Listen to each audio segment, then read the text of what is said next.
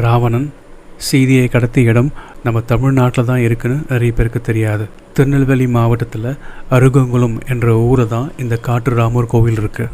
இன்னமும் இந்த காடு அழகு மாறாமல் நிறைய மைல்கள் இருக்குது.